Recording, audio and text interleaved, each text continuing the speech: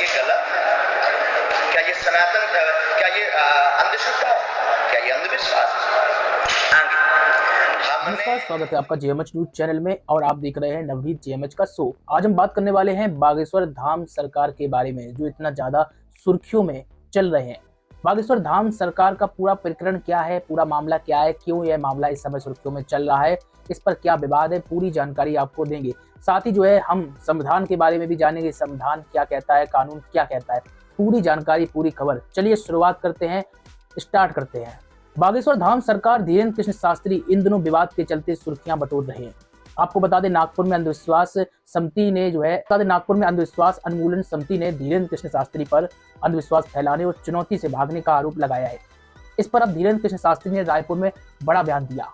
उन्होंने रायपुर में कहा है कि हनुमान जी की पूजा करना अंधश्रद्धा है, तो भारत के जितने भी हनुमान भक्त हैं सब पर FIR होनी चाहिए, फिर कैसे तुम्हारा थोबड़ा लाल करेगी हनुमान जी।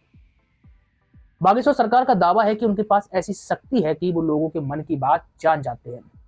वो कहते हैं कि उनके पास ऊपर से कनेक्शन है, उन्हें ऊपर से सिग्नल मिलता है, इस सिग्नल के जरिए ही लोगों की समस्या वो जान पाते हैं। बागेश्वर महाराज की इन्हीं शक्तियों के कारण बागेश्वर धाम में पहुंचने वाले भक्तों की संख्या लगातार बढ़ती ही जा रही है। वही कुछ एक्सपर्ट का दावा है कि यह एक आर्ट यानी कला होती है। जब हम कुछ सोचते हैं तो हमारे चेहरे में उसी तरीके के हाव भाव देखने को मिलते हैं, जिसे कुछ लोग पढ़ सकते हैं। जैसे कि ब्रेल लिपि के सहारे से बिना देख पाने वाले लोग पढ़ लेते हैं, ठीक उसी तरीके से मेंटलिस्ट होते हैं जो लोगों के चेहरों के हाव भाव को देखकर पढ़ लेते हैं। देश दुनिया में कई ऐसे मेंटलिस्ट हैं जो इस तरह से भाव को पढ़ लेते हैं। बागेश्वर सरकार अक्सर हिंदुओं को जगाने की बात करते हैं, बड़े बड़े मुद्दों पर भी वो अपने बयान देते हैं। बागेश्वर महाराज कहते हैं कि मैं अपने परिवार के लिए नहीं बल्कि लोगों को जगाने का काम कर रहा हूँ। उन्होंने कहा है कि मैं धर्मांतरण के खिलाफ लोगों को जगाने के लिए काम कर रहा हूँ। आप जानते हैं पूरा मामला है क्या। हाल ही में पंडित धीरेन्द्र शास्त्री नागपुर गए थे, जहां उन्होंने अपना दिव्य दरबार लगाया था। इसे लेकर अंधश्रद्धा निर्मूलन समिति के संस्थापक और नागपुर की जादू टोना विरोधी नियम जनजागृति प्रचार प्रसार समिति के सह-अध्यक्ष श्याम मानव ने पुलिस को शिकायत की थी।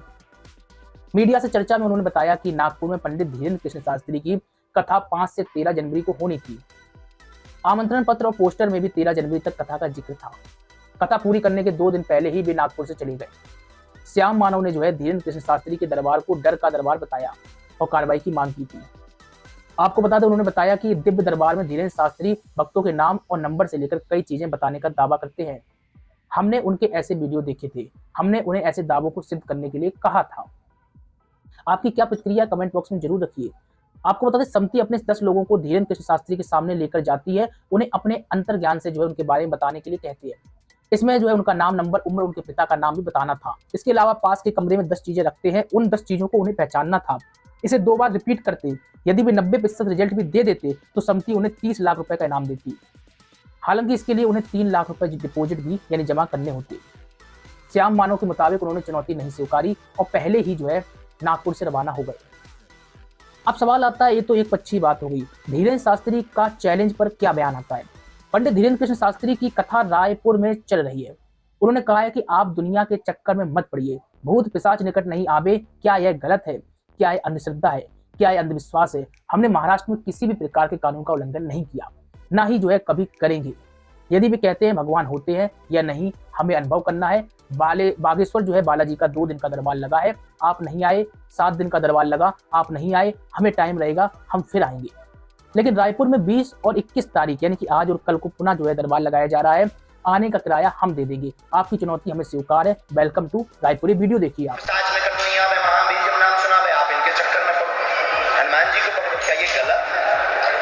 क्या ये सनातन, क्या ये अंधश्रद्धा है? क्या ये अंधविश्वास है? हमने कोई भी महाराष्ट्र में कानून का उल्लंघन नहीं किया, ना हम करेंगे। और आप अपने फैक्ट के अनुसार देख लीजिए, लीगली तौर पर हमें कोई दोहराए या दिक्कत नहीं। इसी में एक बात और जो आप लोगों के काम आएगी, अगर वो कहते भगवान होते या नहीं, हमें अनुभव करना है। बागेश्वर बालाजी का 2 दिन दरबार लगा, आप नहीं आए। 7 दिन का दरबार लगा, आप नहीं आए। हमारे पास टाइम रहेगा, हम फिर आएंगे। लेकिन रायपुर में 20 और 21 तारीख को पुनः दरबार है, किराया हम देंगे। आपकी चुनौती हमें स्वीकार है। Welcome to Raipur. और जो हमें प्रेरणा लगे कि हम बताएंगे, हमें अपने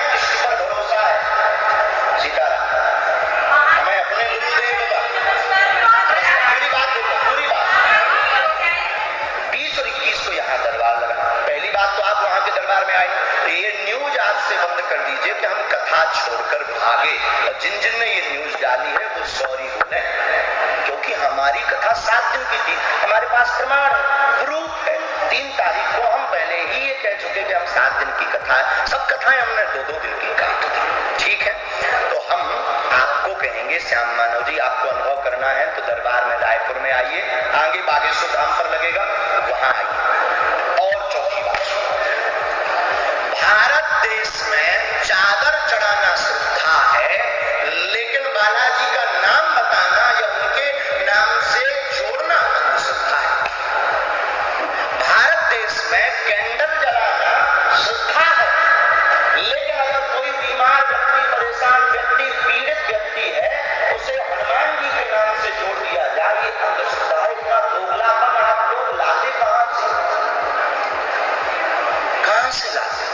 हम ये तो कहते नहीं कि हम ईश्वर हैं, हम ये तो कहते नहीं हम भगवान हैं, हम ये भी नहीं कहते कि हमारे पास कोई चमत्कार है, हमारे पास कुछ भी नहीं।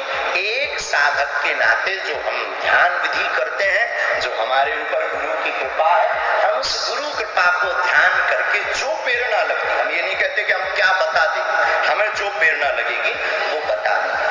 चौथी बात, और खुला दरबार फिर लगेगा, आपको आना चाहिए, आप पधारें, अनुभव करेंगे, देखेंगे, आपको समझ में आ जाएगा, हमें भरोसा है। बागेश्वर सरकार ने स्वीकारा नागपुर की समिति का चैलेंज, बोले रायपुर आ जाओ, फ्री में बताऊंगा, हथली बांध दूंगा। श्याम मानव ने दिया जवाब। धीरेन्द्र कृष्ण शास्त्री ने कहा है कि श्याम मानव जी को अनुभव करना है तो रायपुर में आइए, आगे दरबार जो है बागेश्वर धाम में लगेगा, वहां आइए। भारत देश में चादर चढ़ाना श्रद्धा है, लेकिन बालाजी का नाम बताना या उनके नाम से जोड़ना अंधश्रद्धा है। यहाँ कैंडल जलाना श्रद्धा है, लेकिन कोई बीमार परेशान व्यक्ति को हनुमान जी के नाम से जोड़ा जाए वो अंधश्रद्धा है।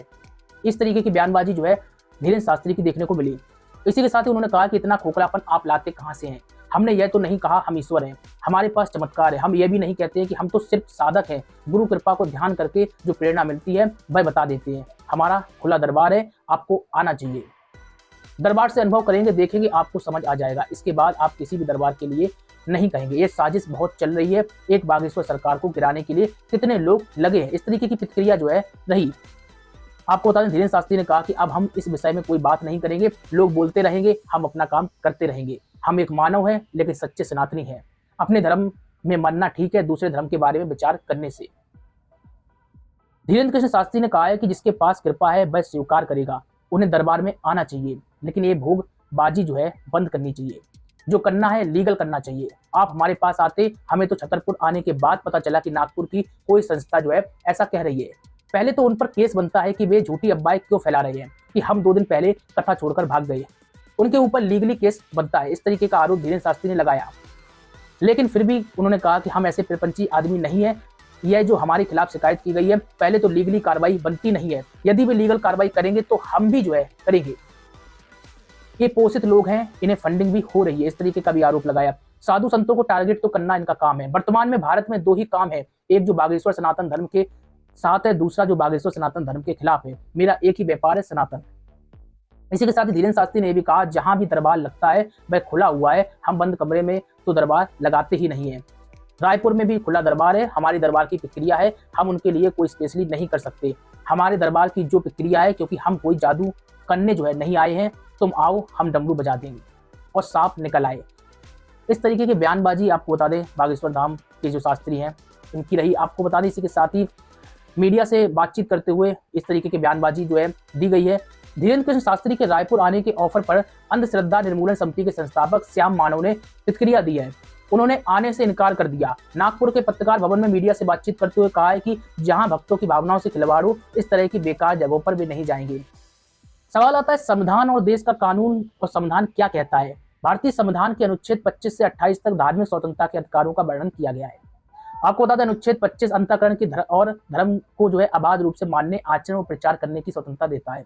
इसके तहत भारत में प्रत्येक मानव, प्रत्येक व्यक्ति को किसी भी धर्म को मानने की, आचरण करने की तथा धर्म का प्रचार करने की स्वतंत्रता है। लोक व्यवस्था, सदाचार और आपको बता दें सोचने तथा इस भाग के अन्य उपबंधों के अधीन रहते हुए सभी व्यक्तियों को अंतःकरण की स्वतंत्रता का और धर्म के अबाध रूप से मानने, आचरण करने और प्रचार करने का समान हक होगा। ये जो है स्वतंत्रता दी गई है संविधान और कानून के हिसाब से, हम आपको बता रहे हैं। तो इसी संविधान और कानून का पालन करते हुए धीरेन्द्र कृष्ण शास्त्री जो है कथा वाचन करते हैं, लेकिन जादू टोने का आरोप उन पर एक समती ने लगाए थे, जो हमने आपको बताया। लेकिन अब समती ने हाथ खड़े कर दिए हैं और उनके दरबार में आने से मना कर दिया है।